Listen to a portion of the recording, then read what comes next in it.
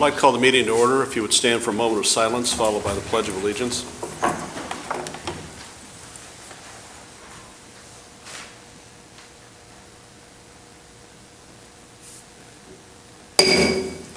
Allegiance to the flag of the United States of America and to the republic for which it stands, one nation, under God, indivisible, with liberty and justice for all. Okay, welcome everyone. Welcome everyone who's also watching from home tonight. Madam Clerk, please call the roll. Trustee DeVore. Present. Trustee Gett. Present. Trustee Kazam. Present. Trustee Goff. Present. Trustee Wigginton. Present. Trustee Weisenberg. Present. Okay, we have a quorum, have everyone here. Good to see everyone. We would be at approval of the minutes from the Board of Trustees meeting on June 6, 2023. I'd ask for a motion to approve the minutes. I make a motion to approve. Second. It's been moved and seconded. Any questions or corrections to the minutes? Hearing none, all those in favor of approving the minutes signify by saying aye. Aye. Those opposed? The ayes have it. We'd be at comments from the audience. If anyone's here tonight to address the board, please come forward to the podium, give your name and address, and try and keep your remarks under 5 minutes. Anyone here tonight to address the board? I think they're. I have you two under separate item. Yeah. Anyone here? Hold on just 1 second. Public comment. Are you here to address? Please come forward, give your name and address, and please. Good evening, everyone. As you can see in your packet, on May 8th, we had mailed a letter to the city administrator, Sarah Witchbrandt, regarding the use of Tower Park for a community-wide education event for community outreach. My organization, Speak Out Illinois LLC, is dedicated to speaking out against violence and abuse within the state of Illinois, specifically northern and central Illinois. We've held 3 successful resource fairs, 1 in Springfield and 2 here in Peoria, reaching over 150 people. We'd like to bring that to Peoria Heights, approximately 25 to 30 vendors that provide free resources to children, families, victims of violence, individuals that are of low income, such as SNAP or Medicaid. We work with a lot of community education, and we're just requesting the use of Tower Park. Thank you. We approve routinely a lot of organizations. Mr. Administrator, do you remember getting that letter? Yes, we did. Do you have a comment on that? Or? No, they did submit some background of their organization, and we did place it on the agenda if I received the email. Okay. So we'll meet with this group in the future, then talk. Is that your plan? Correct. Yep. I think I have a call with Sarah in the morning, Yes. so Yes. perfect. Yep. Okay, thank you for being here. We look forward to sitting down with you. Thank you so much. Anyone else under public comment? Public comment going once, twice. Public comments closed. Any old business come before the board? Hearing none, we'll get right into new business. Last week, I got a phone call and made aware that there is what I would almost describe as a crisis with the food pantries here in the community, and they're in great need of groceries and donations. So I had talked with Edie Brereton, who volunteers over at the St. Thomas Food Pantry, invited her and Diana here tonight, who runs the pantry. So ladies, would you give us an update on what's going on in the community as far as the need? If you come forward to the podium, please.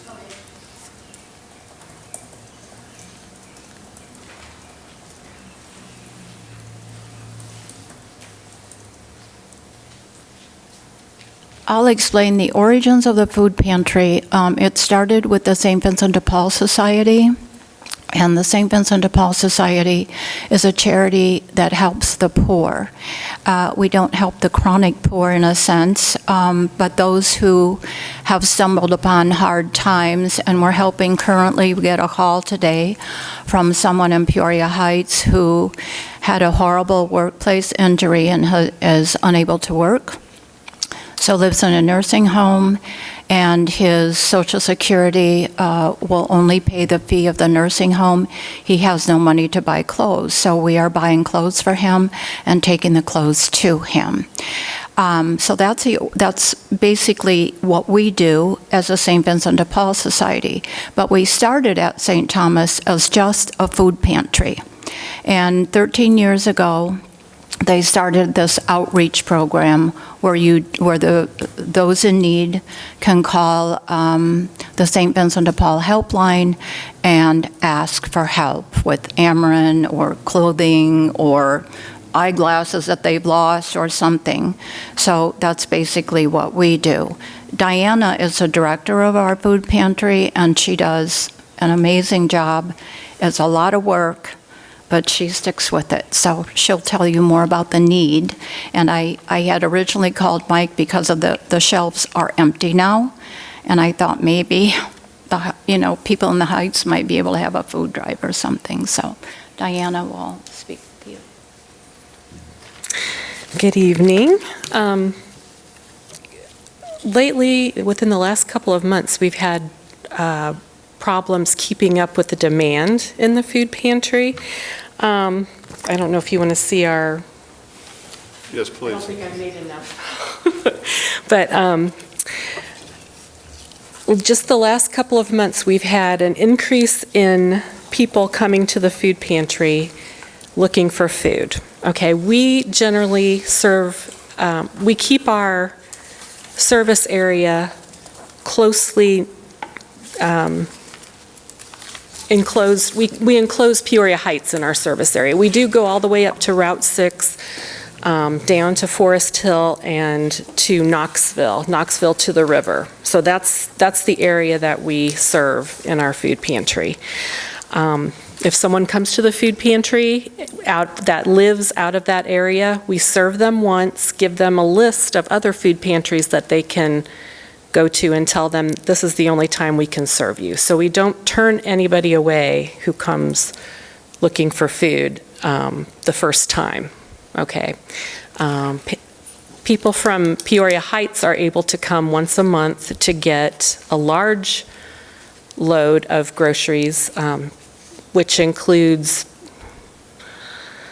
shelf-stable items like canned goods, boxed meals, that kind of thing, okay? And we give the same types of things, the shelf-stable items, every month to every family that comes, whether we receive donations from the church parishioners or not.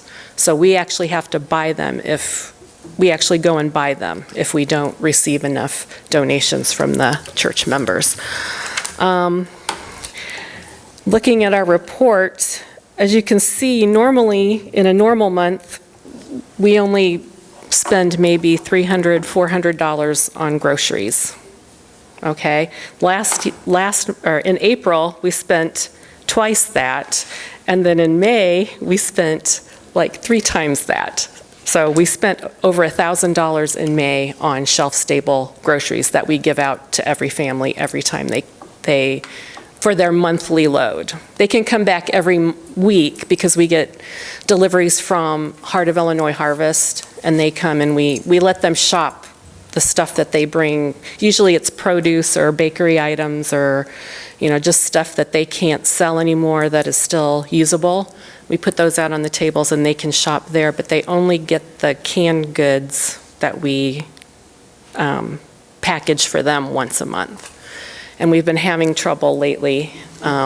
We do get donations from parishioners.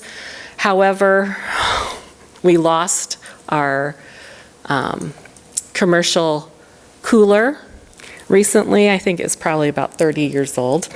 So we're going to have to be buying another one. So we're going to have to use a lot of the money donated by parishioners to get a new cooler.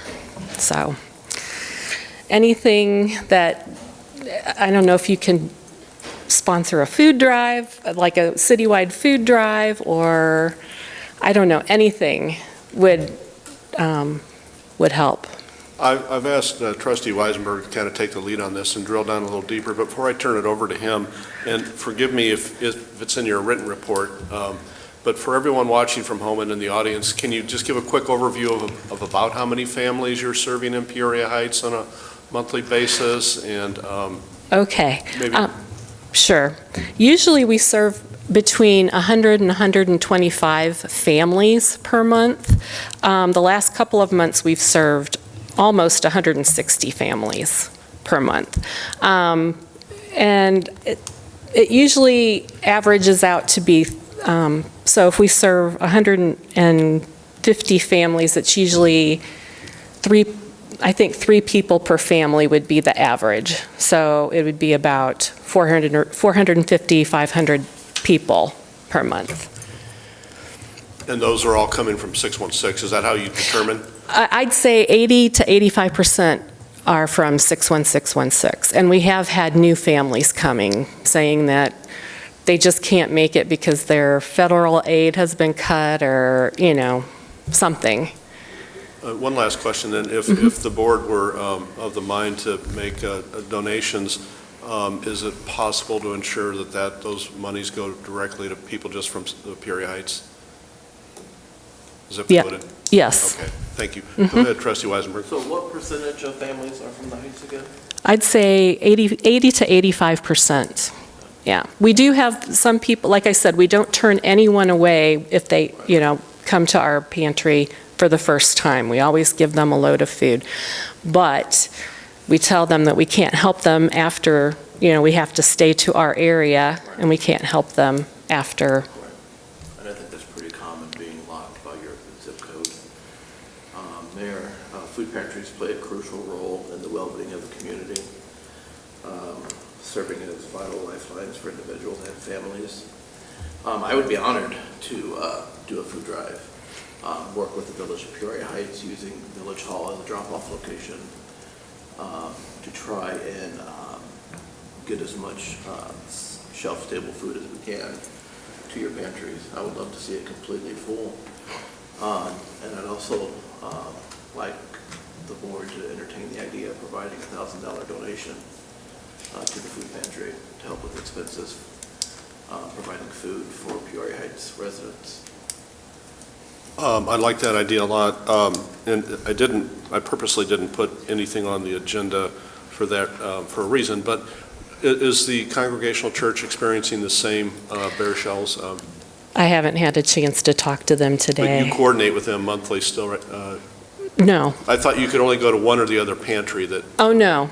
so that's changed? I think that's changed. I think they're only, are they only open, forgive me if I'm wrong, but one day a month? I think it's the last Friday of the month, maybe?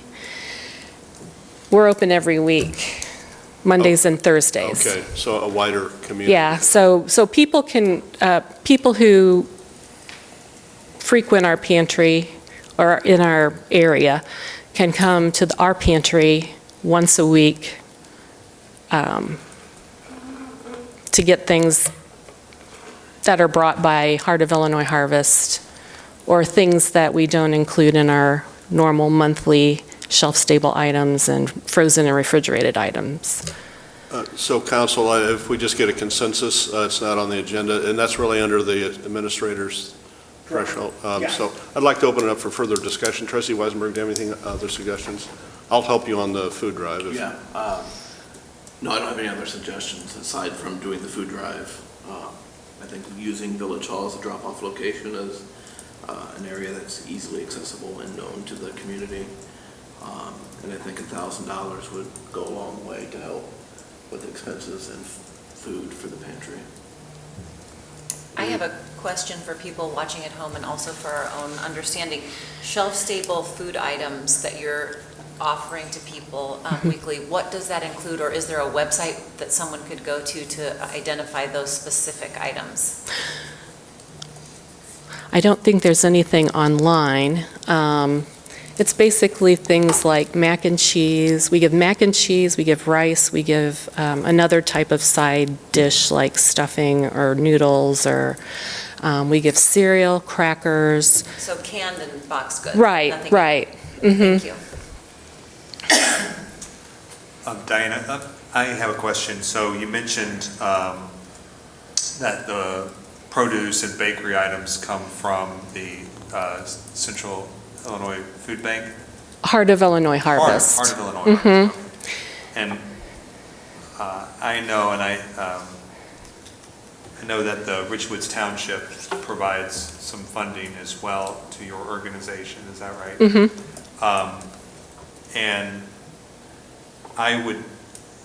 I would say that I agree with Trustee Weisenberg that providing this money to the St. Vincent de Paul and St. Thomas Food Bank is very important, and I would also like to see, if possible, a matching donation to the Congregational Church Food Bank as well, so that, whether either way that folks are going, that they can be served at either in all of our food banks here in Peoria Heights. Anyone else?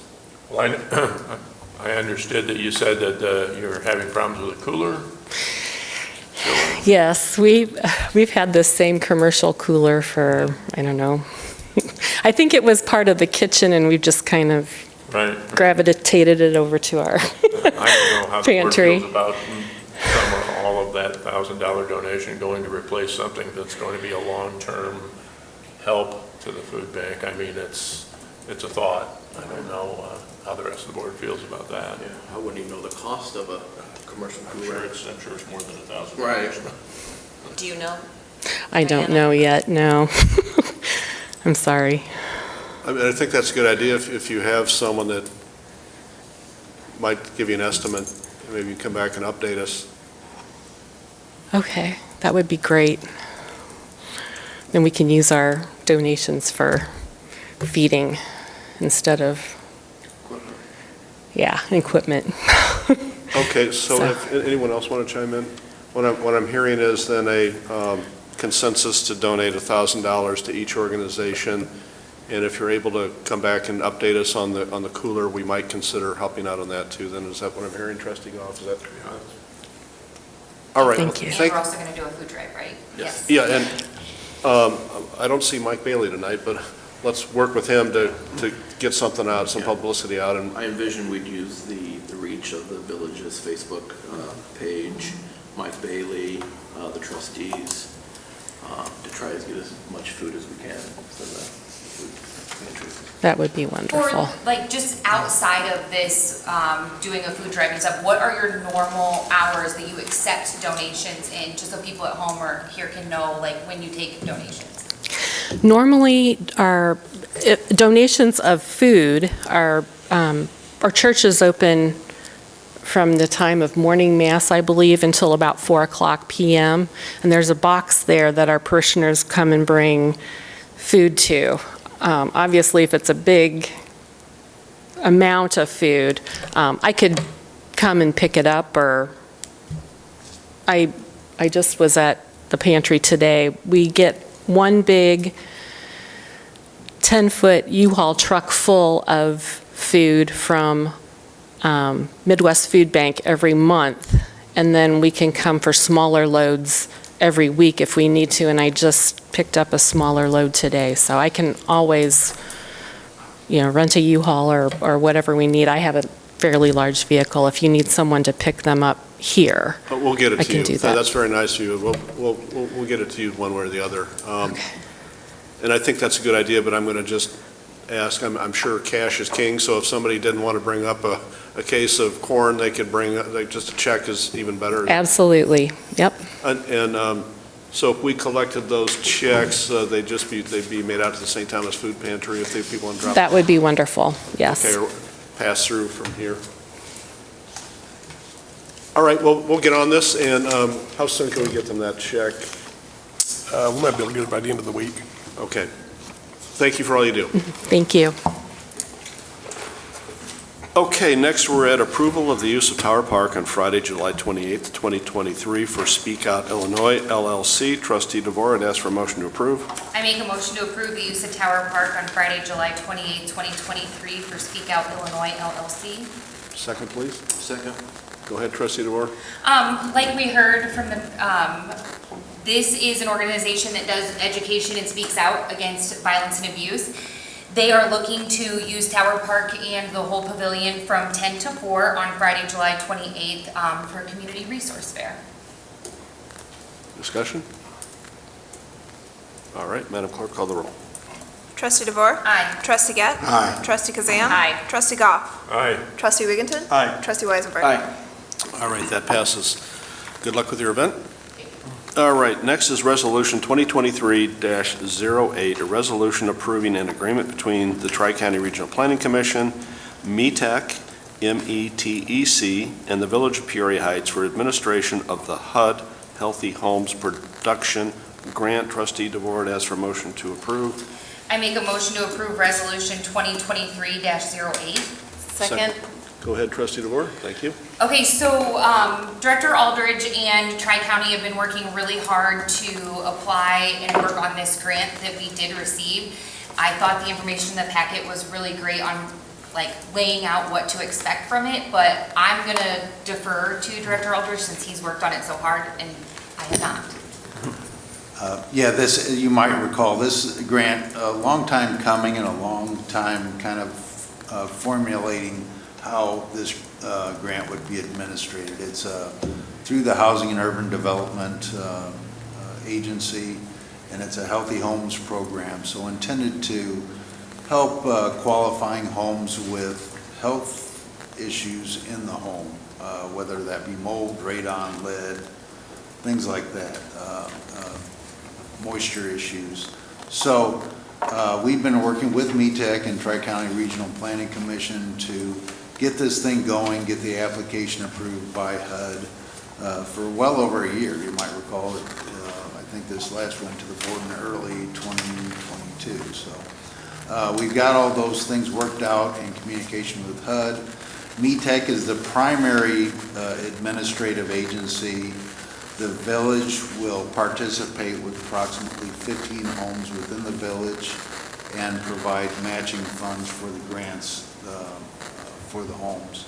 It's about $7,000 to $8,000 from the grant and about $5,000 or less from the village. That's the proposed amounts for this. Covers various zip codes in the Peoria area. In the most part, the match is provided by the Edwards Grant through METEC. That Edwards Grant does not apply to the village, so that leaves the village with the matching funds for this program. But very good program. HUD grants take a little bit different effort, but they're worthwhile certainly for the homeowners and improving the home. So this grant just this agreement just formalizes the relationship between all the entities. And after we kind of got started on it, HUD said, that's a good idea, let's see that. How soon can we see that? So I think we're moving along forward slowly but surely. We have selected a inspection team or several groups that are capable in inspection. In the village's case, Shane Murphy is available to help, qualified in every way that we need. So probably Shane and some other staff will be help with administrating this program. Our first step here in the village is to take applications from folks. So that will be a process where we advertise. We probably have a meeting here in Village Hall to explain the program to potential homeowners, and then accept their application. METEC will help with vetting those applications. There's financial qualifications as well as actual qualifications for the home. So a good thing, taking us a while to get going, but hopefully this is a good start to get things moving. The other thing to mention is there is a proposal request out now for contractors. As you know, in the village, we'll have to, prevailing wages will be required, and so we'll probably work with the trades folks to maybe get a contracting team here in the village and try to knock off these homes as quickly as possible, rather than one at a time, 5 at a time, or maybe 15 at a time, just to make things more efficient for everyone and get the work completed as soon as possible. So I think that's it, unless there's questions. Is it 15 houses per year or 15 houses total? Total in the village. Who determined the 15 houses? I think that was negotiated early on. Wow. With, I believe the mayor was involved in METEC. And Yeah, that's been a while. I think that was a target that we thought we could achieve. Okay. Actually, I think I was happy to see the number of 15 because in our initial conversations, we were talking about 10 to 12 homes, so this is a good number. I have a question about, so bullet point 11, it says 15 homes in Peoria Heights. Am I understanding this correctly? It will be $13,000 total per home as far as the repair goes, or is it more than that? That's what it's estimated at this point. Could be less, depending on the home. If it's more, we'll have to go back to HUD and say, what do we do here? Is there more grant funds, or can we adjust grant funds in that regard? And then there's a list of the different items that make a home more safe. In our initial conversations, we were considering maybe just addressing specific, like a handful of specific issues, but it looks like we're including. I think we'll inspect for everything, and we may prioritize based on the home and based on the inspector's opinion of what is a priority item. I believe for this grant, radon is almost a requirement. Yeah, radon, lead. Yeah, so those will be some priority items. Again, it's been a while, but I thought, Trustee Kazam, didn't we talk about moving up in the priority order if there were children in the home? Didn't we mention? Yeah, I think that's probably, Mayor, something, when we vet the individual homes, that would, maybe be a higher priority ranking for selection of the homes during the selection process. So you might have said this, but when are applications starting? Well, we'll try to get on them right away. METEC has already received some applications for other homes in the Peoria area, so we haven't got started yet. We have the application form, so we'll have a meeting very soon with staff and METEC to decide what the schedule is here in Peoria Heights. But we want to move as quickly as possible. But that process will take some time in making the selections and accepting applications. So I think it's good to see this termination date or completion date of July 1st, 2025. Right. So these will all be completed by that time, and hopefully sooner. Yes. And then things can change with these types of grants. We may, METEC may have problems with getting as many homes, and if they do, we may say, hey, it's been pretty easy for us, so yeah. Can we get more homes with the approval of HUD, of course. So things can, be modified as we go along. Wayne, one quick thing, just a couple of things, I guess, really, instead of one. So in this document that we're seeing, the interagency agreement, there's several references to Exhibit A, Exhibit B, detailed in HUD grant, and then it gives the thing, and then it says see Exhibit C. I don't see the exhibits here at all. Are those? So for instance, on... There are, I think that was a mistake. Some of these are just some documents that have already been approved, like Exhibit C is a memo of understanding related to environmental review so those have already been executed. So, I apologize, those weren't included. Yeah, I just think maybe in the future, we just have all of those exhibits in, because we are voting all of this in block. So if it references an exhibit, we should probably just have it. Understand, yeah, agree. And then my other question is, you mentioned, and I appreciate you bringing it up, I did, the prevailing wage applying here now is that is because of our local ordinance requires it to Yes, and that was very surprising to me, and we asked HUD, because usually federal grants have these requirements, which is still surprising to me. Usually any federal grant over $2,000 or $3,000 requires prevailing wage or Davis-Bacon wages. So that was surprising, but we did ask HUD. And HUD, of course, says here's the way we feel about local ordinance would supersede, in this case.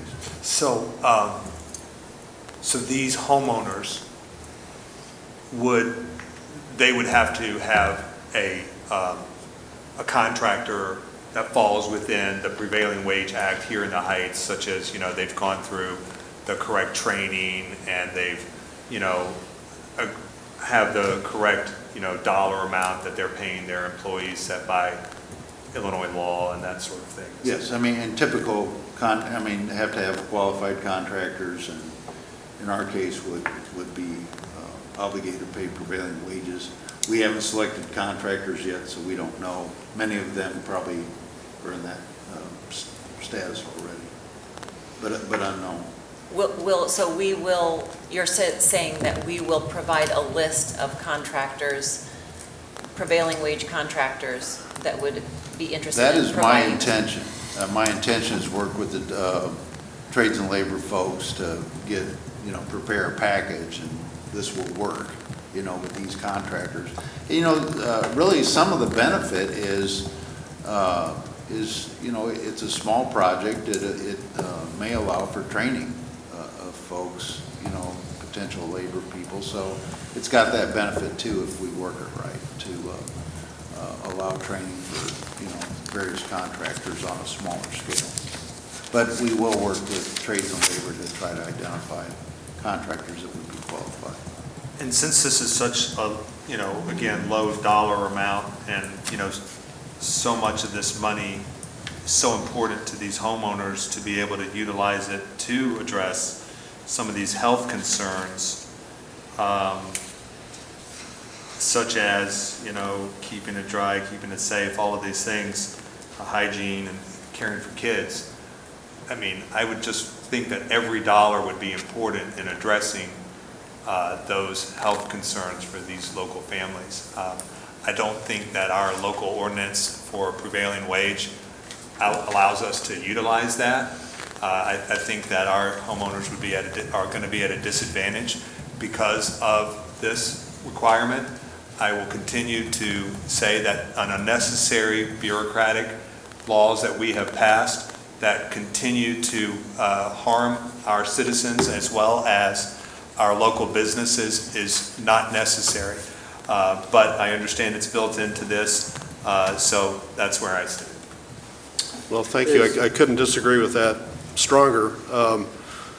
When we're going and bringing funds to a homeowner, I think you want to make darn sure that whoever is remediating, whether it's radon or whether it's mold, that they're reputable contractors, because the first person they're going to come and see is us if the job isn't done right. So I don't know what you have against paying people a living wage, but I don't agree with that one bit. So, well, I'm sorry, Trustee. No, I have a few questions, but I can wait. I don't, and I had a feeling you and I, Mr. Mayor, we may not agree on that issue. Far from it. But I think that a contractor, just because they fall into a certain list, and if they fall out of that list, makes them not able to be and operate a contract is a jump too far. I think that there are a lot of contractors out there that can work despite not falling into a certain list, that can perform a deliverable product. So I don't want to shortchange anyone who doesn't fall on that list, and the good work that they do, and I'm sure they do, they care about their customers as well. So I just think that, everyone's out there trying to perform a task, and I don't want to shortchange anyone that doesn't fall on a particular list. I think there is a difference between part of our ordinance, right? Paying prevailing wage and having the responsible bidder ordinances are two different things. Prevailing wage is making sure that people are paid at a wage that they're supposed to be at. When we talk about like the responsible bidders and things that we pass like that, that's primarily in the TIP district, and that's when that comes in for us having people that have gone to trade school, things like that. So those are two separate things, and I think sometimes the lines get blurred when we're in a conversation like this. Maybe I'm wrong and misunderstanding. No, I think you're right, Trustee DeVore. I would just say that in this particular instance, the federal government has not decided to build in this particular requirement, yet the Village of Peoria Heights has. Mr. Aldridge, you may not be able to answer this, but homes in the 61604, 61603, and 61605, they don't have the prevailing wage requirement? That's my understanding from HUD. And again, that was very surprising to me. Okay. Okay. Do you think the reason that is because they are allowing the homeowners to do some of that? Would that be why? No, I really don't understand why, frankly, when that's been a long-term requirement of federal contracts. So wait, these particular zip codes just fall outside of Peoria Heights, right? So that's why they don't have the prevailing. The local ordinance would apply to Peoria Heights, yes. So it's a max of 13,000 per home, with the HUD match being 7,500 of that, right? Is there any concerns that prevailing wage may put some of these projects out of beyond that 13,000? And what happened to that? We'll have to see it. Especially for the mold, because I know that can be extremely expensive to As in mitigate. contracting of this type, there's the opportunity to trim the project or ask for more money from HUD. I mean, that would be the option. Or if the would the need next was- step if the be need was working with the unions and, or the prevailing wage That providers and is seeing my if they're interested or not interested, or able to or not able to, and if they're not, bringing it back to the horseshoe to have a conversation? Right. So, And- I'm sorry, so what would happen if, like, a contractor came in, or a prevailing wage contractor, a family had severe mold issues, and they're like, well, this is a $23,000 job, but we had a non-prevailing wage mold mitigator that could do it for 13. What do we tell the people, just to continue living with the mold? I mean, what's the harm in saying, okay, you're a licensed mold mitigator, but you don't pay prevailing wage? If they're certified, they can still do the same job. But I think I know that's an I get extreme what you're saying, example. but I get what you're saying, but licensed certified people are paying prevailing wage. That's where we're getting this mix, like, I think this is where it crosses the line. People that aren't licensed to do stuff like that, those are the people that aren't paying prevailing wage.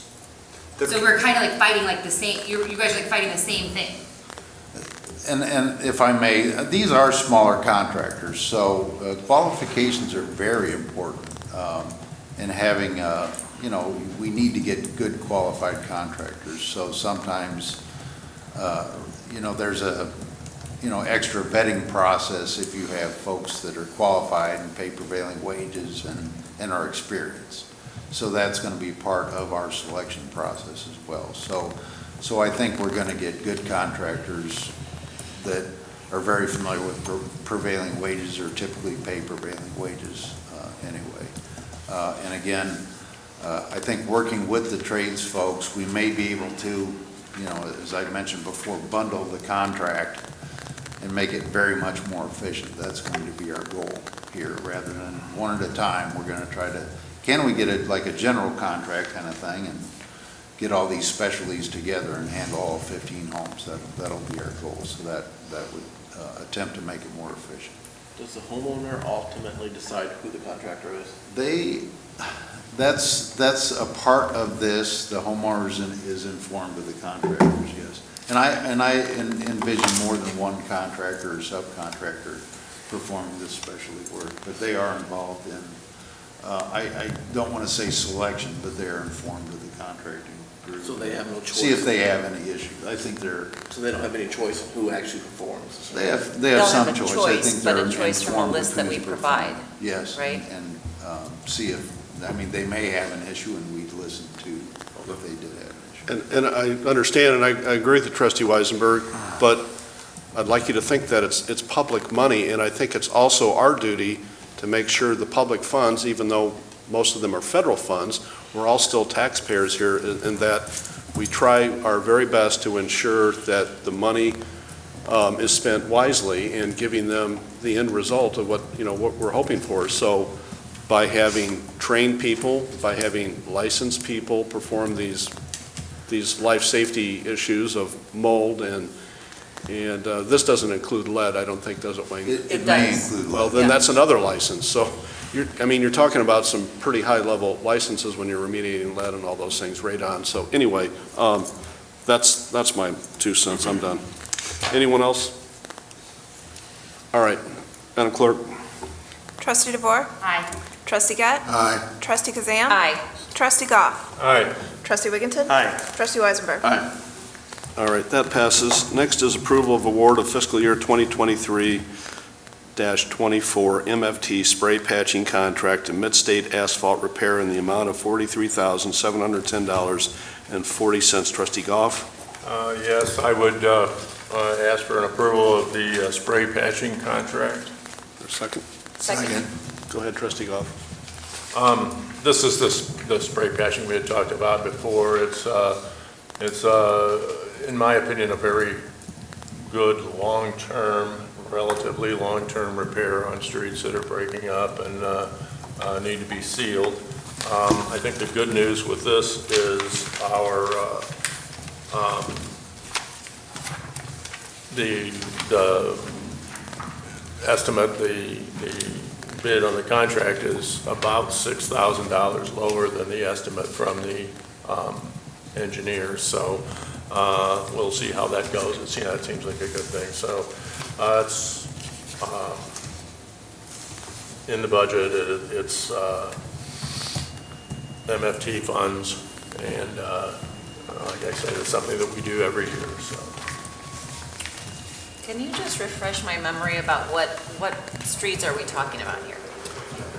That I haven't seen a map, so I don't know.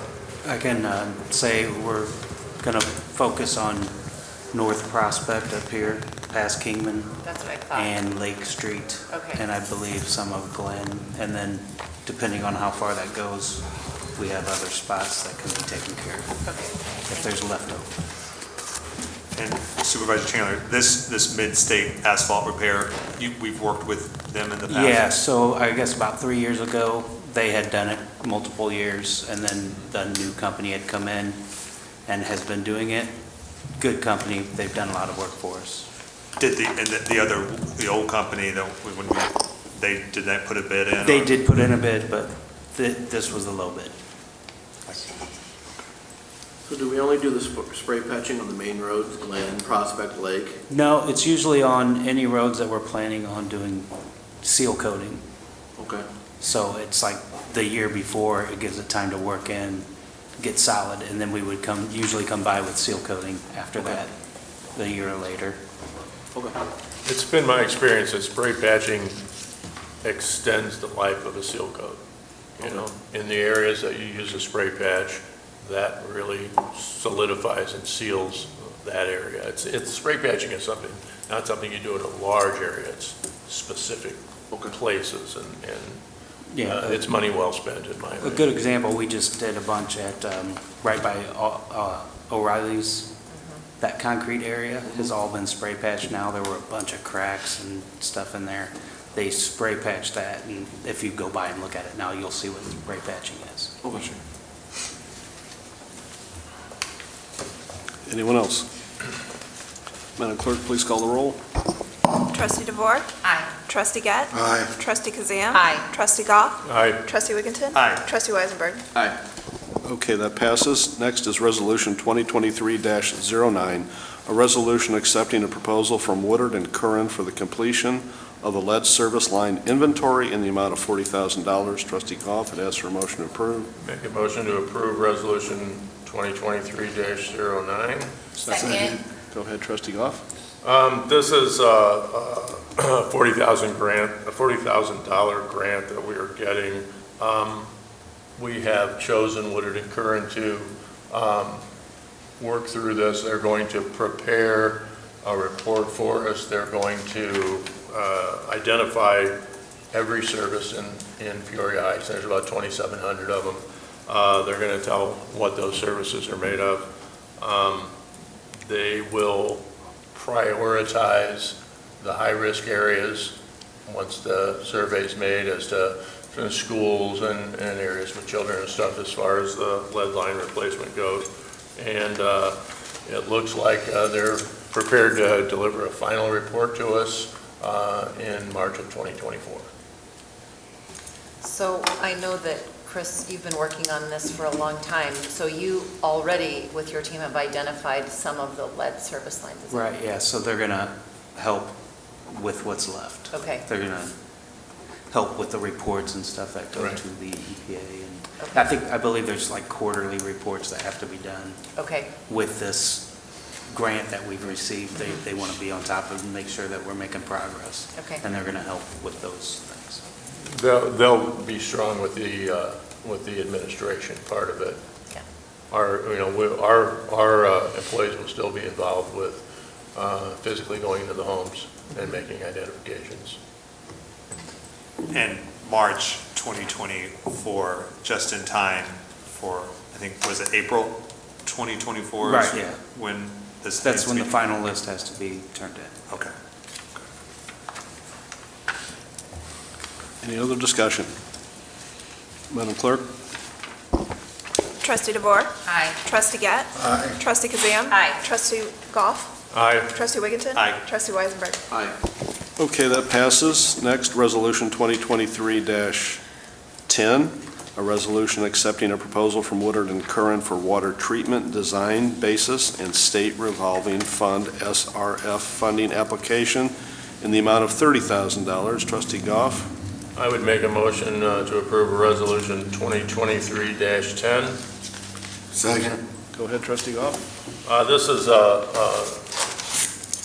money spent to get funding to address, I think primarily our manganese contaminant situation. We need to get a project plan and funding forms filled out.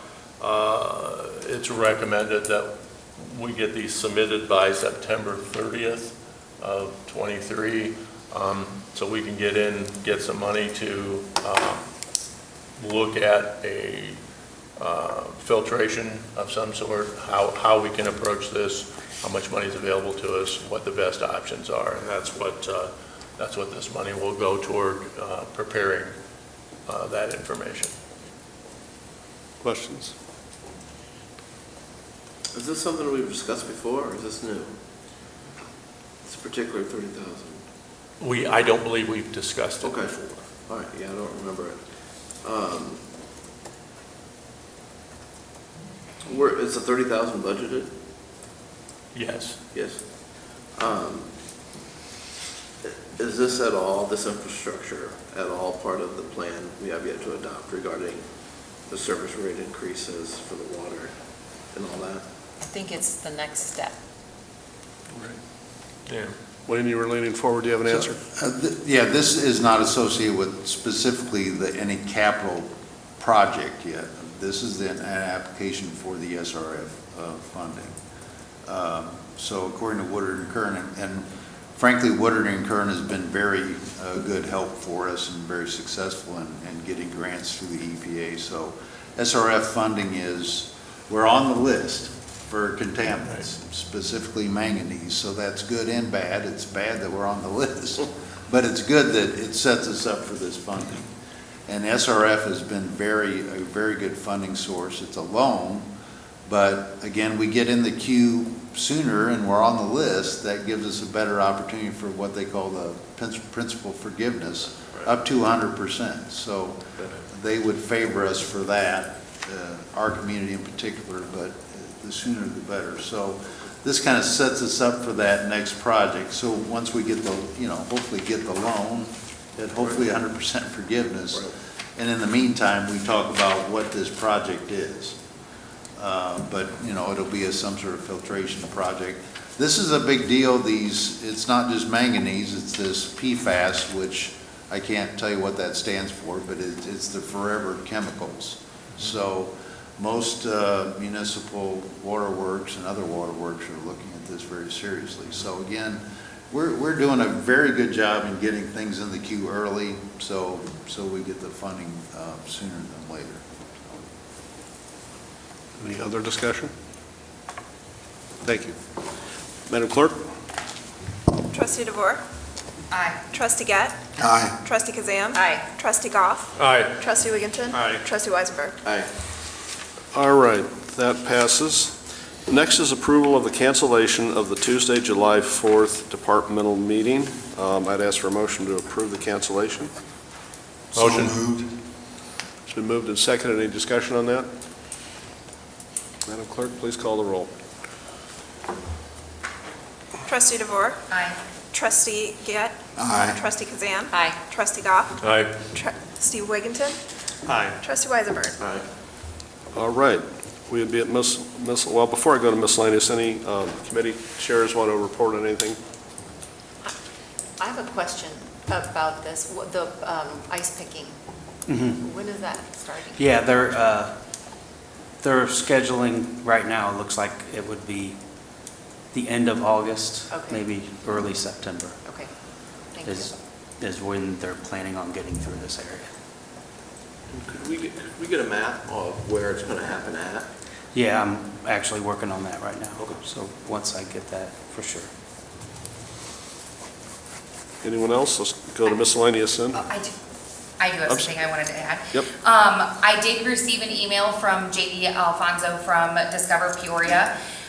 If you don't remember, Discover Peoria puts in for the Illinois makers every year, and they try to use like Treskers is one before, people who are local that make inside the communities. So they did submit several of our businesses, but Yenny's was selected this year, and so he did send out an email that they are going to be on the Illinois makers list.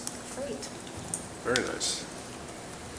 I got a quick update on Forest Park Drive. As everyone knows, it was opened early, which is great. And I actually just found out that they're planning on striping that on Friday. This Friday, it will be closed for a period of time to do the striping, and then it will be complete. But we have been able to enjoy it for a week now.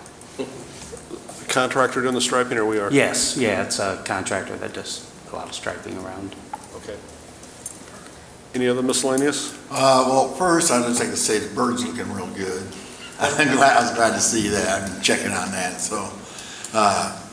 And the other one is I've had a member of the school board reach out to me, and they were saying that since Officer Vaughn is no longer there, that we don't have a resource officer, and he'd like to know why the district is still paying for a resource officer if we don't have one. He was told that we're only a few minutes away, but in my opinion, only a few minutes, a lot can happen. I was reminded of back in '73 with St. Cecilia's. So I'm just concerned, and if we're not going to have an officer there on the premise, we shouldn't be charging them for it, is my opinion. But So you got that from a school board member? yes. I would love to answer that question, but I'm going to let Chief Sutton weigh in first. Well, I find that a little bit surprising since our deputy chief's on the school board. Right. And the president of the school board. Right. I understand that. And I do speak with him daily, and that's never been brought up, but I will give you a little bit of my opinion on this topic. First of all, as you know, because you've been on the board a long time, you know, the school's only been paying for 4 years. And the amount the school pays, it doesn't even come close to covering that officer's salary. Okay. So for 22 years, the village funded the officer at the school 100%. So my discussion with Superintendent Heath when Officer Vaughn was removed from that position on his own choice was that, one, I'd be more than happy to prorate that amount if that's what you desire. And his response was not at all, especially given the past history for the village and the school board. I'm not interested in prorating anything. We are good. We do provide police service. The cars are down there every morning, they're down there every afternoon, and they're down there throughout the day. Okay. If they need anything, we are there. But, you know, I find it interesting that, you know, that would come, I'm always available. I think everybody knows where I park and where I'm at. If they have a comment, they can call me, and we can discuss any issues they might have. But I've never heard anything from Deputy Chief Ahart that has been brought up since I addressed it with Superintendent Heath. But here's the other thing. I'm happy to take him back. I can use more people on the street. And I'll tell you, it would save me a lot of money by having him, but I wouldn't do that to the school board. I wouldn't. I have too much respect for who's down there, the majority of them. And if they have any issues, they can call me direct. But I find that very interesting, Trustee Gett, that you were contacted, and I'm not sure who it was, but you can tell them they can call me whenever if they have an answer about what police coverage is at the school. Up here, I mean, it's just, Well, he's a public official, why not? Don Gorman. Well, then we'll go down and talk to Eric Heath then. Okay. Did you say that's who's contacted you? Yes. Well, that's interesting, because I saw him today and he didn't mention it to me. Well, you know, people just tend to, he mentioned it along to my daughter, who he talks to a lot. Well, and he I will came tell on you, this way. I will tell And you I said this. I would say something. This is the last thing I'm going to say about it. Been here 29 years, and that school and those children have been my priority. That's why we put an officer into school. One, when we didn't have any money, but we made sure that we had a police officer down there doing what they do. So, yeah, I kind of take that personal. One, obviously they don't know what they're talking about or what goes on in the daily function of the police department, but I would definitely love to educate them, and especially coming from him downstairs, all he's got to do is walk upstairs. Anyway, in the future, give him my number. I'm sure you have it. I'm sure he has it. Okay. I'm sure he knows where you are. All right. All right, any other miscellaneous? Trustee DeVore, one thing, you mentioned JD from Discover Peoria. Yes. I was wondering if there was any report back on our website, like I mentioned at the last meeting. We have Discover Peoria prominently noted, and the they things have are- some events, and so I looked at it again today, and on there, it's advertising, again, on June 20th, Junction City Pub. On June 24th, the Peoria Historical Society is having a Peoria bus tour. June 26th, the Peoria Art Music Camp at the Peoria Riverfront Museum. And on July 6th, there's an event at Peoria Playhouse. So I would just ask that at Discover Peoria, because they're going to come back to us with these numbers, these statistics of our clicks and how we have so many clicks and this and that, and we use those statistics to value what the contract is. It's not a cheap contract. So to ensure that we're getting our money's worth and those numbers are valid, I just ask that they get the Peoria events off of the Peoria Heights events, if possible. Yes, I will take full responsibility. You did ask me to reach out and clarify that. With everything else that's been going on, I had not had a chance to reach out and talk to Ashley, but I will move this to the top of my priority list and make sure that we have an answer by our next meeting. Thank you. Anyone else? All right, let's go on to the treasurer's report. Madam Clerk? All right, as of the end of May, in the village-controlled accounts, there was $7,053,493.45. In the water-controlled accounts, there was $2,082,051.10. You've heard the treasurer's report. I would ask for a motion to approve. I move to approve. Second. All right, motion and second to approve. Any question on the report? Discussion? Hearing none, Madam Clerk, please call the roll. Trustee DeVore. Aye. Trustee Gadd. Aye. Trustee Kazan. Aye. Trustee Goff. Aye. Trustee Wigginton. Aye. Trustee Weisenberg. Aye. All right, the treasurer's report is approved. Next is payment of the bills. I'd ask for a motion to pay the bills.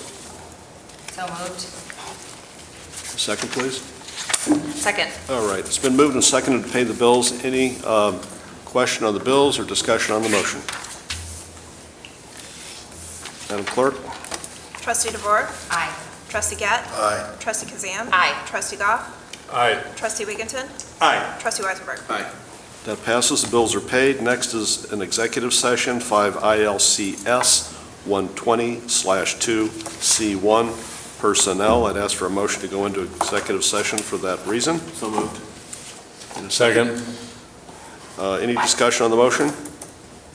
Madam Clerk, please call the roll. Trustee DeVore. Aye. Trustee Gadd. Aye. Trustee Kazan. Aye. Trustee Goff. Aye. Trustee Wigginton. Aye. Trustee Weisenberg. Aye.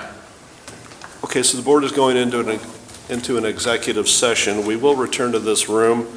There may or may not be a discussion, but no action will be taken once we come back to the room. We're in executive session.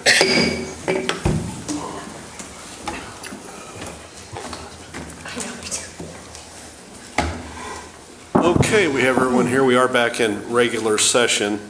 There is an opportunity if anyone wants to make any comments before we adjourn. Mayor, I would like to, I know miscellaneous business is passed, but I would like It's to. okay, bring it back up if you have some Yeah. miscellaneous. I would like to discuss the topic of the fire department. I know we've gotten a lot of options, but I don't think we've moved. And I don't think we should sit in limbo. I think we should get off the fence, whichever way we're gonna go. I don't believe we've posted the position for the fire chief yet. It's just kind of out there in limbo. I don't think that's healthy for the morale of the volunteers or public safety in Peoria Heights. I think we need to make a decision and move. I think, as far as I know, I think we have all the data we could have in front of us. Thanks, Chief Sutton, for providing us with some statistics and some data regarding response times and firefighter rosters and responses. So what I would like to do is just, I guess, gauge the interest of my fellow board members on what we do. This is an issue we were discussing in 2019, and to my ultimate frustration, here we are in 2023, still discussing it. So I have a few questions, but I don't want to lead because I think I led last time. So does anyone else? What I want, Mayor, is just an open discussion on the fire department, where we go. I think that's a great idea. We can stay as long as everyone would like tonight. I'm happy to call a special meeting at any point, whatever is the desire of the board, but I appreciate you bringing that topic up. Thank you. So we're open for discussion. Whoever would like to start. Well, I'll start as the chair of the Public Safety Committee. I know that I have reached out to everyone up here, minus Superintendent Chandler, sorry, Chris. Yeah. And Clerk Turner, sorry. But everybody else, we've had some discussions about unfortunately, Chief Thompson has stepped down as the fire chief, and that has left open the position of fire chief in the Heights. I know Deputy Chief Matt Schatz stepped up to take on some of the role right now. But obviously, you know, when we have a turnover with the chief, it brings up some memories from 2019 as well, and what to do moving forward for fire protection here in the Heights. In my discussions with all of you, everyone had some ideas of what that was, what looked best for the future, and I don't want to put words in your mouth at all on that. And I think I said this, and this wasn't, a big go at it, but when we talked about it, I think we talked about it in 21 as well, just keeping score at home. I think all of us come to the table with a desire to do what's best for the Heights and what's best for public safety. So I know each and every one of you, in our discussions, had that same sentiment, and there are different ways to arrive at that. And some of those are our existing model. I think in the past there's been discussions about duty crews. There's been discussions about whether it makes sense to bring on Peoria Fire Department to service Peoria Heights. And in fact, there's been some discussions recently with some of the trustees about what a Peoria Heights Fire Protection District would look like as well. So I know that, based on what we have now, there's, a sense of urgency to address this, and I'm glad, Trustee Weisenberg, that you brought it up to talk about tonight. I have a few questions regarding the PowerPoint that we were provided regarding, I believe the city of Peoria provided this? Correct. Made this?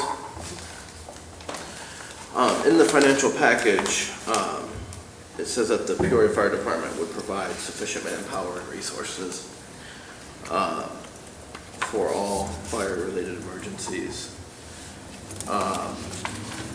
So the charge for fire services would be $1,600 per incident. And that seems consistent from what I've seen.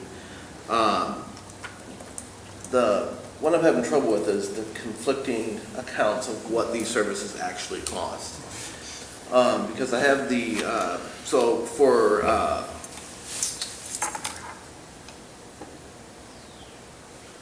EMS calls, ALS, I think it's called,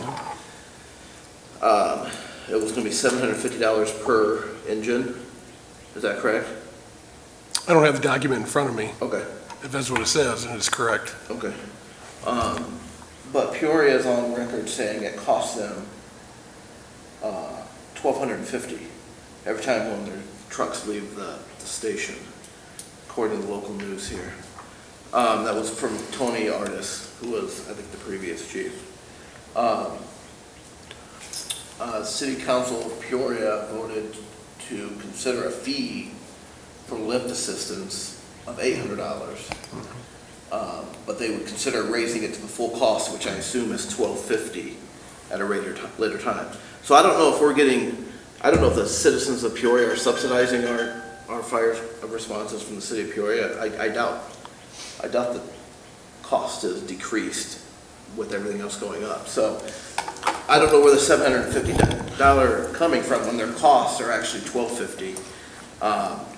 I don't know if this is like an introductory rate. I don't know if we got like a Comcast thing going on. Well, and then the fee, as it stands now, will not cover the cost of sending a truck and a crew to the scene, and that was the $800 fee, and that was Tony Artis that said that, according to the Journal-Star.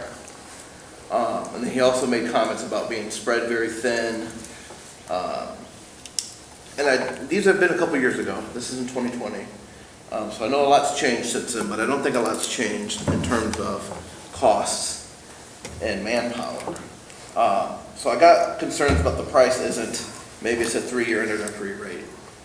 Well, let me catch up, because you asked about 5 questions. All right, so first of all, I would have had Peoria here to answer all of this if I knew we were going to go through it, because they've offered it, and I said no. Okay. I said I didn't need you here tonight to go through it, and that's still an option. Okay. Brandon, really is. We can have him here to go through it. I do know that you're referencing some things that Chief Artis said back in the day compared to what Chief Solberger is saying. Well, there is a change, because back then I think the amount was close to $370, so now they're at $370, so there was some change. And I think you're exactly right. They're charging, if they need an engine, if it's a fire and they need, I think it's a supervisor there. So he broke it down that way, but I'm not going to be the one to explain that. I'll let him do it. But there have been some changes. Obviously, the numbers changed, because last time it was about $53,000 higher. So I'm not sure where that came into play. Maybe that would answer your question, but I can definitely get the answers to that. I just did not have him here tonight because I didn't think that's what you wanted. Okay. So. Okay.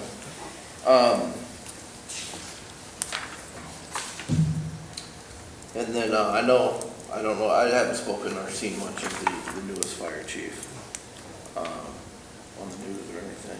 I don't really follow Peoria all that much, but I do know they have a lot of issues with crime and shootings, and I know their fire department's quite busy. So one of my concerns is, do they have the bandwidth to cover the village of Peoria Heights? I know what they've said to us. I understand that, but some of the stuff they say in the paper or publicly when talking about the city of Peoria is vastly different. So I know the crime in Peoria isn't going to be solved anytime soon. Some may say it will increase. I know I've watched several press conferences here lately between the city of Peoria, the police department, and Carl Cannon about how crime is out of control in Peoria. So I think they're a bit busy. So I guess my question to my fellow board members is, would paying the $307,000, which I guess it would, according to the 2022 model, would that make us a priority in the city of Peoria? I don't know. I don't know that it would. That is one question I did share with them that this board had, was where we would stand as far as priority levels. And of course, I heard what I wanted to hear. and you're exactly right. I mean, but I can only go on what they tell me, and that's why I asked for this document here, because I said, instead of me just telling that, why don't you lay out what the coverage looks like, so the board knows. They have something to look at, instead of me just telling them that Peoria says they would make us a priority, we would not be the black sheep. I went into all that. That's why we have this document here. But, could they come and explain that better? I'm sure they could than I can. I mean, I felt like I've ran this race a few times. But, I think that if that's the case, you should probably hear it from them. And they were more than willing to come tonight. And I said, no. I said, I don't think we're there. We need to have some discussion. I don't know where the board's leaning either way. And I said, we're in discussion level right now. But I said, moving forward, and I don't want to prolong this either. I'm with you, Trustee Weisenberg. Public safety, we have to move forward one way or another. So, we'll continue to have dialogue tonight, and I think that moving forward, if what you need from me, if you need for me to set up anything, if we do need to have a special meeting, like Mayor Phelan said, I'll do everything I can to get everything set up and squared away, and we'll move forward. So, but I do think the board needs to have some dialogue. I know you've all talked, one-on-one. I've talked to you, you've called me, I've called you. A lot of dialogue in the last 8-9 days. So, but I would like to see, let's get some of these discussions out there so we know, where everybody stands. Yeah, and before, excuse me, just to follow up, Trustee Weisenberg, whether you or any board member, whatever option you're looking at, whatever information you need, I will do everything within my power to get you the information or get you people here to answer your questions for whatever the option is. Thanks, Mayor. So it looks like the cost, according to this PowerPoint, for fire-related services would be $307,000 $307,000. And then they gave us a price for ALS responses. And looking at our 2020 calls, the ALS responses would run us roughly about $360,000. The last number they gave us. The last time they quoted us. Is that what you're saying? Right. Yeah. If ALS calls are 750 per. Yeah. And we had 982 and 22. Right. Yes. So we're roughly, But all those were not ALS calls. Right. Right, okay. So I cut that basically in half. Okay. 360,000. Right. So we'd be paying Peoria right around 660,000. No, that isn't true. I guess I would need the ALS number of calls. Right. And that's not something that I could get right away. I'm just trying to understand how much we'd be paying Peoria, because it would be more than just the fire incidents. Yeah, well, example, we get an EMS call. I mean, right now, we have a paid staff that goes on all calls, so all calls are not ALS. Sure. They're not. I mean, and same thing with the police department. We've assisted in lift assist, whether it be, Assistant Chief Schott calling for help, they need more help, or it's a combative subject. And I think I explained this earlier, is that, these type of calls, we don't know. They could come in as a sprained ankle, turn into be an all-out fist fight, and they're calling for everybody involved, and vice versa. Some of these calls come in, code 1, and they end up being just a twisted ankle. It's hard to really, pinpoint what, so I guess. I'm just trying to get an estimate on what the total cost would be, because it would be more than just a fire call. I mean, I would, if you're asking me from the police chief standpoint, when I look at this, at 982 EMS calls, what percentage are ALS? I don't know, 30, 35? I mean, I don't know. I don't know what. Could we, and I'm sorry to interrupt, could we get Deputy Chief Schott up to maybe handle some of our questions? Yeah, okay? Definitely. Is that okay, Trustee Weisenberg? I'm sorry. Thank you. Of course. Do you have any idea how many ALS calls we ran last year? I couldn't give you an exact number. Probably around 30-40%, give or take. So, well, we have two numbers, because the PowerPoint says there was 1583 calls after you take the fire calls out, but then I have a number of 982. So even if we took the lower number of calls at 982, 30% of those calls puts us at 295. If you multiply that by $750, that adds an additional $221,250 on top of the 307. So then the budget then goes to 528,450. Which I'm not saying like that I wouldn't do that, but I just don't think that we can look at it like our current budget sits at 407,000, 407,000, and then it's gonna be 307,000, because it's really gonna be more than that. And that's if our call load doesn't go up, right? Like, I understand all this is variable, and we could have 50% ALS calls or more car accidents, which are gonna send more engines. So I get that we will never be able to exactly project it, but I feel like if we're gonna compare it, we have to compare it for what it truly is, not just what the fire calls are. Agreed. Right. How much more would it cost? If we're gonna pay Peoria upwards of 550, 600, 650,000, what would it cost us to do a duty crew? If that duty crew cost us 600,000 or 700,000, that wouldn't be much more than what we'd be paying Peoria, essentially, with no increase in the levels of calls. That would just be a straight cost to operate. And Trustee Weisenberg, and I apologize because, you know, I think Deputy Chief Schott should explain to us maybe the current state of the fire department, and if status quo doesn't get us where we are currently either. I mean, did this need to be addressed? Right now, status quo is fine. We're getting by. Chief Thompson had some concerns about, the call volume and the volunteers' morale, and having these volunteers catch up on all these calls. 'Cause we're on par to be about 1,300 calls this year. Once you get over that 1,000 calls per year limit, that puts a lot of stress on volunteers that also work, 40 hours a week on top of that. So, I mean, right now we're getting by. We're making do, but sooner rather than later, we need to probably discuss bringing on more paid staff. Got it. To some extent. Thank you. What a hybrid model that we've seen other, sorry. Go ahead. What a hybrid model that we've seen other similar departments implement. Would that help the village of Peoria Heights? Absolutely. Dunlap, for example, they run about 500 calls a year. They have 2 full-time paid chiefs and 4 part-time duty crew personnel. Limestone, which covers an area about 38 square miles, they also have 2 paid chiefs and 4 full-time personnel for duty crew on top of that, and they're about similar in call volume. Do you know how long they've been running the hybrid model? Dunlap probably 10 years, and then Limestone probably about pretty similar. So we're a bit behind the 8 ball. For the amount of call volume we have, I would say yes. And Limestone is a fire protection district. Correct. And that's also an option we've tried looking into, becoming a protection district as well, but there's a lot of legality that comes with that. So it's not lap for the record. Oh, Dunlap Correct. is as well. For Peoria County, Separate taxing entity. for Peoria County, the only fire departments are Bartonville, Peoria Heights, and Peoria. Everyone else is a protection district. Oh, is that right? Correct. Say that again. In Peoria County, the only fire departments are Bartonville, Peoria, and Peoria Heights. Every other department in Peoria County is a protection district.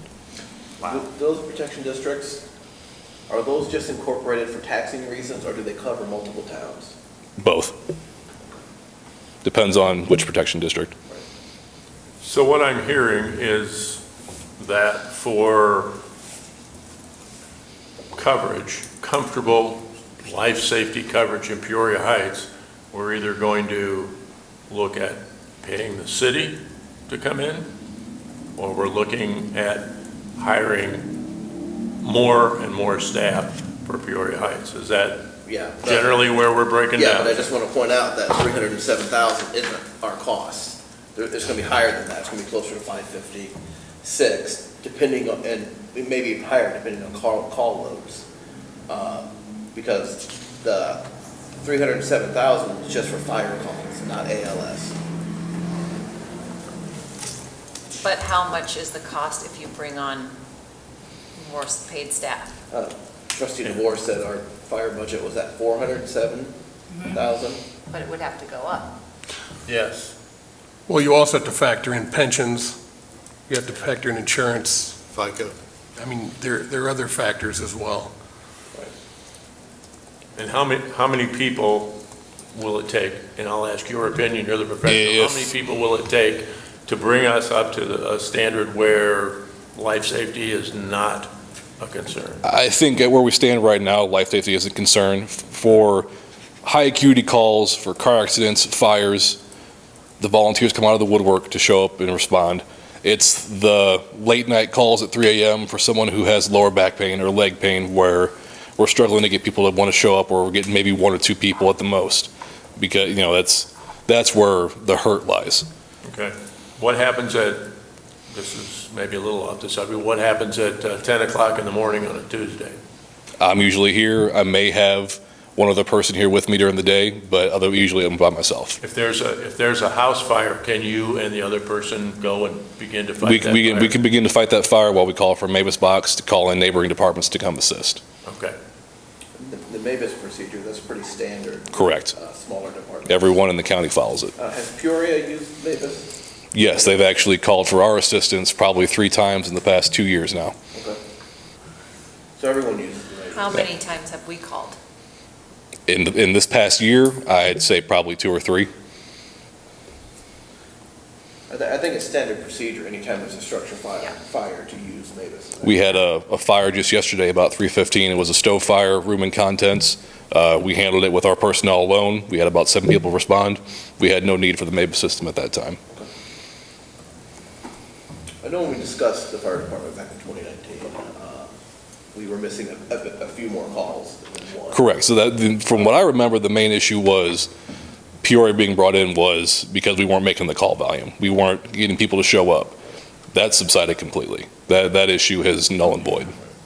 Even though we may have, maybe we don't have as many volunteers as we would like.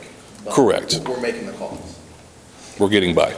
And I don't know, I feel kind of responsible for this. Maybe it's my generation. Volunteerism is just, it's not there. We don't volunteer in the numbers that boomers did. And honestly, I don't think that's going to improve. No, I don't think it has. And 10 years ago, all these other departments decided it wasn't going to improve either. Yeah.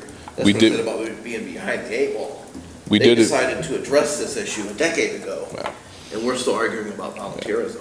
We did have an applicant apply in an interview last week. We have one tomorrow as well that's interviewing. So they're coming in steadily, but when one comes in, another typically goes.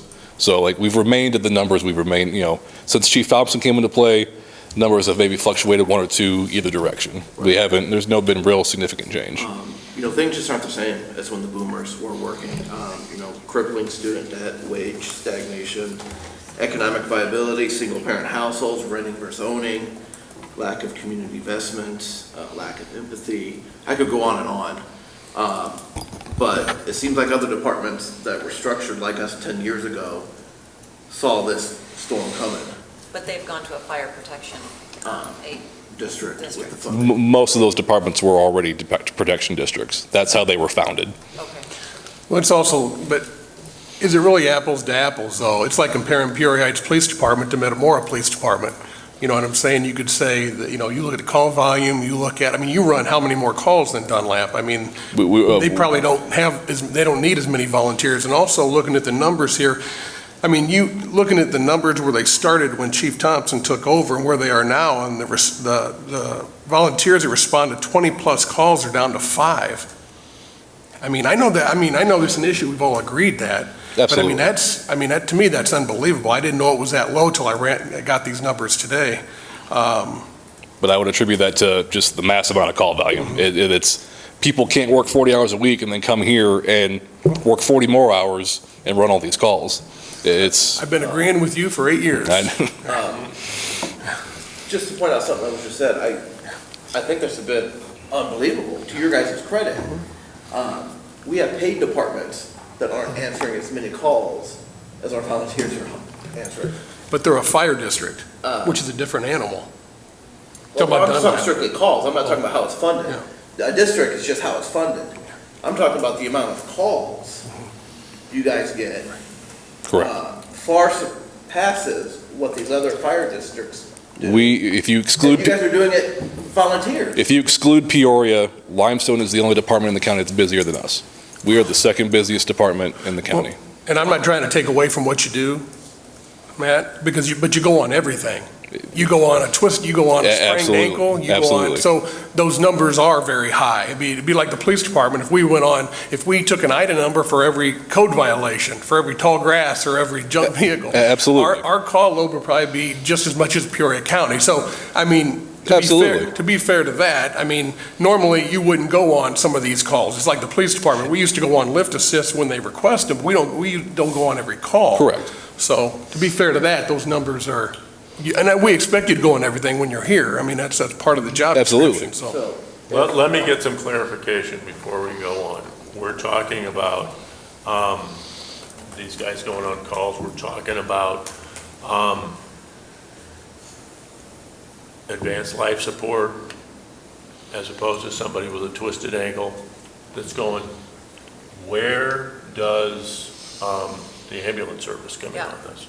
What do they do? How much do they cover? They're the first responder. They're going to assist them. Yeah, we respond along with them on every call. They're assisting AMT. You're assisting Right, AMT? yes. Correct. Is what? Okay, so they're not. let me, I'm sorry, I'm maybe a little twisted up here.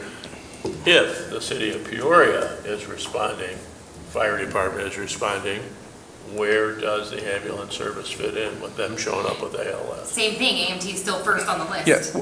AMT's running that. So is it necessary for them to bring an advanced life support team? That's what I was explaining. Every call's different. For example, AMT is dispatched, they get there, and a lot of times it comes in just as a normal call, not ALS, and if they need lift assistance, I mean, if they have somebody available, they will go to it. If not, the police department they will help, lift assist. But then again, it could be, I'll flip that and say that if they get dispatched to a sprained ankle and they get there and it's an ALS event, well, then they get on the horn and they ask for help. So, like I said, it can change in this line of work, as we all know. You never know what you're going into, whether it's police, fire, EMS. I mean, it's always a roll of dice. So it's hard to pinpoint all those numbers. And I think that's what, but to answer the money, the amount, and what you're referring to, Trustee Weisenberg, I think it's only fair to have them here to explain that, and what that would look like. I agree, yeah. What they've said in the paper, the news and all that is, Yeah. I'll ask them when I show up. But I think just to clarify on what Trustee Golf said, we're going off of 2020 numbers. So the numbers at the 307,000 and the two, whatever that other number was, 360. 2022 numbers. Right, those are 2022 numbers. So we're not really guessing at this point. Those are actual numbers. If we were paying the city of Peoria last year, that's what we would pay them, just shy of $600,000. My question, like I said, I'm not as up on this maybe as I should be. My question was, in the example of the city, do they have to send an ALS crew every time? Or let's say it's an ALS call, but you got AMT going to it, do they have to send an ALS guy? They don't, and that's why that number is what it is. That's without. That was for 30% ALS calls. Right. Yeah. Of the 982, I think. Well, we don't know if those are ALS or we don't know what those are. Well, that's the estimate was 30%. Right. And that's a rough estimate. I mean, So we know that 30% of those 982 calls roughly were ALS calls that require an ALS unit. Okay, and does AMT qualify as an ALS unit? Yes, they do. Yes. So I guess that's what my question is, is if AMT is going, does in the example of Peoria, does their ALS crew have to come, or can they be called off and say, AMT's coming? And I'll take responsibility for that, because they asked me that. How do you want this written up? And I said, well, let's start with this. If we already have an ALS crew on site, the police department, we have 3 to 4 officers a shift. If they need lift assistance, we can help with that. But they're already on scene. I said, what I don't want is having a fire engine sitting there just watching them work, and then an officer standing there. To me, that's overkill. And I said, so that was the reason why I said, give me this model, and then we can work moving forward. If the board has questions, we can move forward other options. That would be the 30% coming in, and we can start looking at those numbers. But we had to start somewhere. Right. And I. So typically, go ahead. Typically, when there's an ALS call, do fire departments also respond with AMT? Is that correct. standard And we practice? respond, and That's what you guys do. and then on occasion, They're not ALS. They're No. not ALS. So I'm But in asking, the city of Peoria, if an ALS Yes. calls out, Peoria Fire goes along with AMT, yes? Well, they're all paramedics. I know, Yeah, but right, I'm right, just asking, they right, go, but yeah. why? Yeah. So if we're saying Yeah. in one breath that, like, AMT counts as the ALS responder, Right. why does I don't know if you can answer that, like, why does the fire department go too? what I'm getting at is I don't want to say, hey, we're gonna take the cheap route. We're gonna tell, the standard practice is an ALS fire unit with an ALS AMT. If you're a citizen of Peoria and you're having a heart attack, you get best of both worlds, try to save your life. I don't want to tell the citizens of Peoria Heights, we're so bad off. You only get AMT. Correct. Good luck, buddy. Well, and 9 times out of 10, AMT is going to request us to come help anyway, so Right. we're going to be responding. Right. Because occasionally the nursing homes will call AMT direct, and then AMT ends up calling us to come help them, Right. whether it be for a lift assist or to help with ALS care, and to ride in with them and take, because, every so often, we have to get in the back of the ambulance and ride to the hospital with them. Right. And AMT's pretty responsive. I see them all around all over the place. Okay, so I still don't understand that if 2 ALS vehicles are not required for an ALS call, why does the city of Peoria send the fire department and an ambulance? Well, I think they could probably argue that. I think there's been a lot of debate talked about that, why they go on all those calls. I said, that's a pretty hot topic. I think that's a policy decision set by the city council, I believe. I'll stand corrected. Mark, I don't know if you know. It's policy. So is it just in the city of Peoria that's a policy? It's not policy? It's not mandated by No. any state law. Okay. No, and he said that, and he said whatever model, if you decide to go this route, it doesn't have to be that way. You could follow Peoria's model. You don't have to follow Peoria's model, but also Peoria, like he said, their officers are not going to calls either. In fact, that's an issue right now that's being addressed between fire and police. They're not sending officers to calls anymore. So they are going to lift it. Now they're doing the lift assist. Chief, you had said earlier that the PD currently doesn't go for lift assistance. No, I didn't say that. No, Peoria, PD will. Our Peoria PD? Heights PD Peoria does Heights go? PD. We will, Does yeah, go? we will. Now, I mean, if we're Will or do currently? do. Okay. Yeah, we do, and, I mean, if we're on calls, I mean, going back to scenarios, I can't tell you if we have 2 guys on domestics, they're gonna leave a domestic and go help lift assist. That isn't gonna happen. But if they're requested, and, we have some officers that are paramedics, I mean, Matt knows that. So, yeah, we're very good, but we're not spread out like Peoria, and we have a lot of officers on. So when we're full staff, it's 3 to 4. But I'm not saying they're not always tied up on stuff, but they make it but not when we have a paid staff on. I'm not, that's not something I want. So right now, if Chief Schott goes and assists on a lift, I don't want an officer standing behind him just watching. They got other stuff to do. Right. So. No, I get it. When can we get Peoria here to answer our questions? I guess whenever you set up, if you have a special meeting, they will be here. They said just let them know what can accommodate the board. Unfortunately, we just canceled our next meeting. And I don't think this is something that can wait. I agree. I think we need to get the job posted. If we're not going to go to Peoria, I think we need to get the job posted and start getting applications. Because the longer we wait, assuming their chief follows their notice policy, it may be a month and a half before we actually have someone here. So I would recommend I would say a special meeting possibly next Tuesday. That seems to fit everybody's schedule. Well, I'm going to, council, 48 hours, so we need to post. if it's an emergency meeting, As long as we post an agenda, we post it just like a normal meeting. But this wouldn't be, we have plenty of time for notice. Yeah. So Right. this is not an emergency meeting. This is. Well, it's a special meeting, emergency meeting, that doesn't matter. Well, 48 hours will give us Okay. required.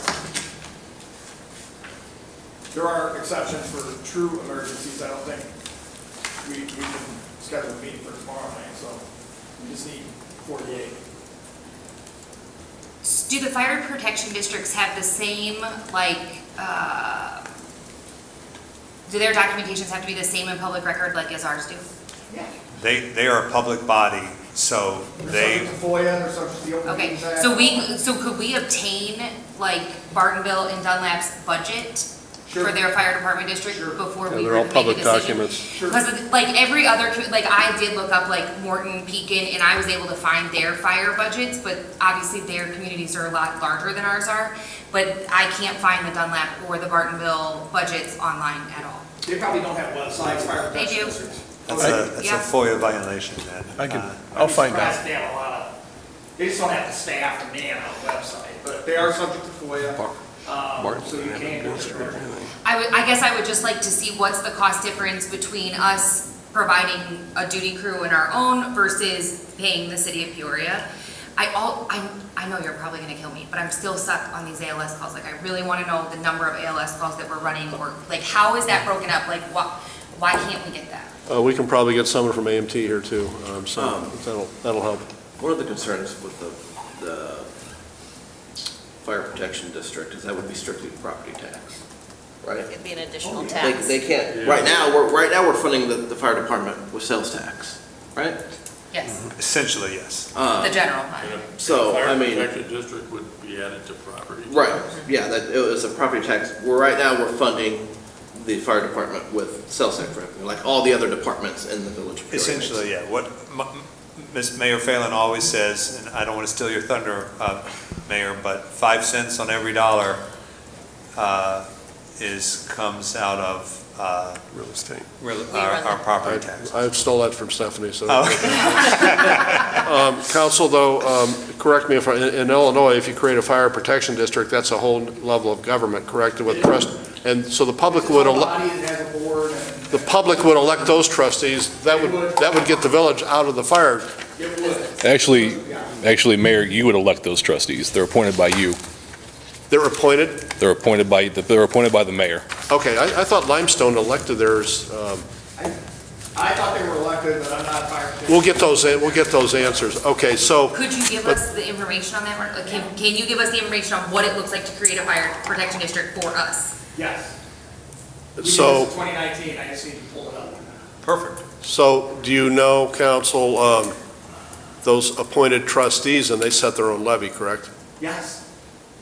Without any input from? I don't believe the municipality has any voice in that, because fire protection districts typically cover multiple municipalities. All right, so I think we need like, They're not, right? can you, I guess you would call it a fact sheet of fire protection? Can you? I will. And can we also prepare a budget that shows us what it would cost? We've already got a fire chief hired and an assistant fire chief. Those are already expenses we're budgeting for. So can we get a budget that would show us what it would cost to implement a hybrid duty crew? I can work on those numbers, absolutely. Well, That way we can I'd compare. have the administrator and Right. Stephanie do that. Right. I don't know if you can do that by next week, but. That way we can compare it, what Peoria's offering and what we can do ourselves. Yeah, I think that's wise, Trustee Weisenberg, is that if our volunteers, as it is now, with the call volume being over 1,000, if we're getting stressed at our status quo, then searching for a new answer or building off an existing answer is the right decision. We just have to figure out with all options on the table, whether it be hybrid duty crew, whether it be fire protection district, or whether it be the city of Peoria option as well. All of those options should be on the table to see what makes sense for us, both financially, but obviously my interest being chair of public safety is public safety, but also remembering that we are also Peoria Heights. So I think that with all options on the table, it kind of will allow us to have a really effective special emergency meeting. Next Tuesday at 5:30. Well, I don't know that. Let's talk about that time, yeah. That's difficult for me. I can do Saturday or Thursday night, which I think we probably passed on Thursday night. It's going to be hard for me to be here next Tuesday. We do it Saturday, Thursday. But again, we're going to have to check with, we're going to have to put budgets together. We're going to have to check with maybe AMT, Peoria Fire, to see if those folks are available. One of the things I meant to say earlier in council, I'm going to ask you to help me say this better than I can. When you enter into a contract, it should be beneficial for both parties. The end product should be scrutinized by the public and discussed at length in open session, but I'm kind of reluctant to talk about what our needs might be in a contract in open session. Does that, I take your point. We'll have to look at the. I mean, when we start talking about costs, so, I mean, there might be things we ask about reducing costs, strategies about negotiating this contract that. Right. I'll look at what kind of discussions we can have about this in closed session. I think most of it does have to be done in open. And I'm not arguing against that in the end. I'm just, I want to, if that's an option we bring to the table, I want to bring the best deal with the highest level of service for the least amount. Sure. So I'm kind of reluctant talking about negotiating something, and maybe they won't watch the meeting, I don't know.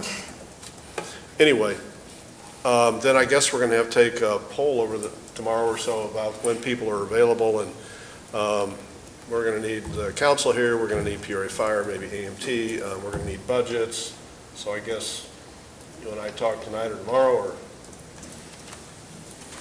Well, I think that some trustees have some conflicts. I mean, I would say we need to get those out now before I start working on all that. I have a medical conflict on Tuesday. Okay. So, I'm available this Thursday. Thursday's too soon for That's the way too open soon. session. I think you can get everything together by then. But Saturday? Saturday, great. I'm not available Sunday. Saturday. Not available on Saturday either. I don't need to be here. I mean, Sunday, Monday, you don't need me here. Wednesday. Sure about that. Is Monday an option for anybody? Me, Monday evening an option? that's fine. Monday evening. 26? I, As long as I can.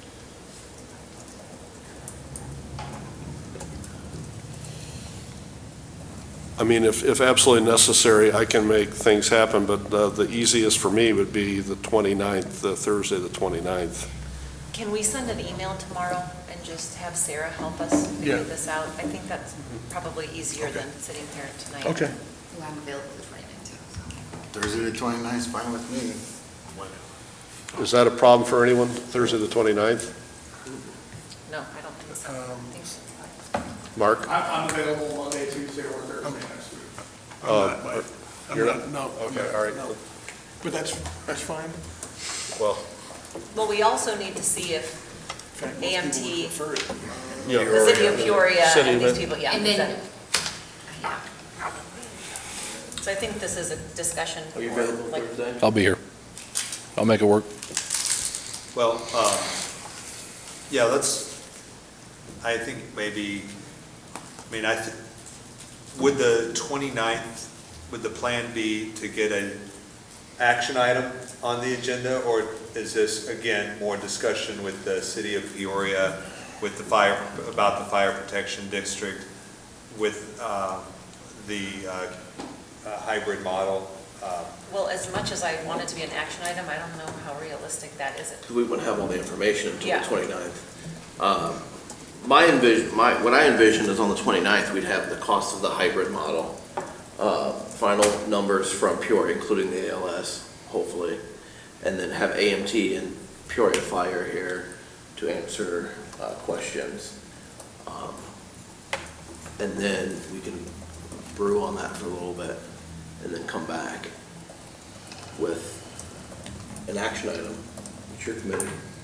Yeah, I think the sooner rather than later, as far as action item, this is, I hate to hear that our numbers are continually getting higher, and our volunteers are getting stressed in this existing model. So I think if we need to address it, just for the sake, we need to do it soon.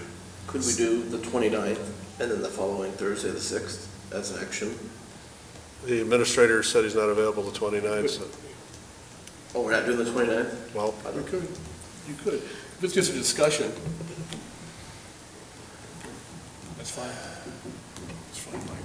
So what day between now and whenever I think, We just canceled the meeting on the 4th.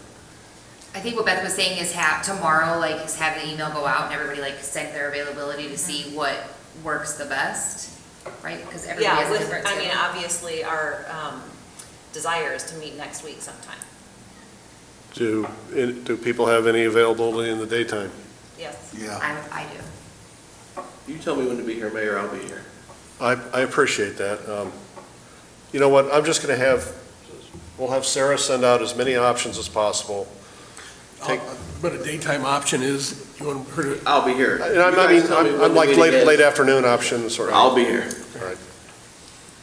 Maybe the easiest way is to say to Sarah when we absolutely cannot be here, and then she could. Take me out of the equation, Mayor. I'll be here anytime. Thank you. You All tell right. me when the meeting is, and I'll be here. All right, we're going to do our best to pull this in. Brandon's going to be here. I'm going to be here. Here. Okay, I think we know what we need to get accomplished. Anyone else have any other recommendations or asks of administration before we? I think one of the things that came up, and this would be an important aspect too, one of the things that we haven't discussed tonight, and I think we discussed it in the past, but incredibly important as far as public safety is response times. So knowing how we can respond to these, medical incidents, fires, what have you, that shouldn't be lost in all this kind of bureaucratic, all this stuff. And I think it's we very touched on important. that. We talked about response time. No fire calls have been missed. Correct. Nothing, we've only, 3 a.m., my leg was hurting call was. Right. and that was back in Asking about February. response times, not if they Yeah. get missed. You're saying how long During does the it take? daytime response time, on an average of 1 to 2 minutes, we're out the door. Evening calls when everyone's at home, late at night, 2 to 3 a.m., you're looking anywhere between probably 5 to 6 minutes to be from the time a call toned out to en route, Okay. which is very typical for volunteers. Volunteer. And I believe about maybe 2 months ago, we asked that same question of Chief Thompson, if there was like a law that governed that, and there was apparently recommendations. I don't know fully about that. I know there is pertaining to transport agencies for AMT and other ambulance services, but I don't know about fire departments. I explicitly asked, have we ever not met the expectations on response times? And I was told no. No, from my understanding, if it's over 20 minutes, then it becomes a problem, and that's never been a. Well, I think having just the numbers, obviously, because we talk about prices, we talk about, taxing bodies and all this, but, that, at the end of the day, person's house burning down, they want you there ASAP. Is that something we can get? Right. Is that something we can get through ECC, the response times? you know how many times I've printed out response times for years? I can go back probably 15 years and the stack of paper that's sat on my desk about that. So the answer is yes. A little different now because I have to go through Peoria. We used to have our own dispatch center. It was just a matter of walking down the hall.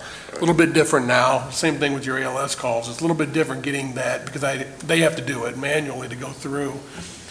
So that was the issue, but I'll do my best to get that for you. But I could get the response time. But I don't think that's been a major issue. It's because like Chief Schott just said, it doesn't become an issue until it goes after 20 minutes. Well, we're not in that realm. It doesn't take us to get 20 minutes anywhere in this village. right. It's not I just want to make sure when we're discussing response times that we. But if we're comparing the Peoria option, shouldn't we also have the response times for them as well? Absolutely, that's what I'm getting at. We Like, want to know. I would like to see both, right? Like Apples, ours and. apples, and apples. But we wouldn't know what the response time is to Peoria Heights. We would only know what the response time is to Peoria. Yeah, but they're the stations that are around us, the tens is like right there, like it's not gonna make a difference.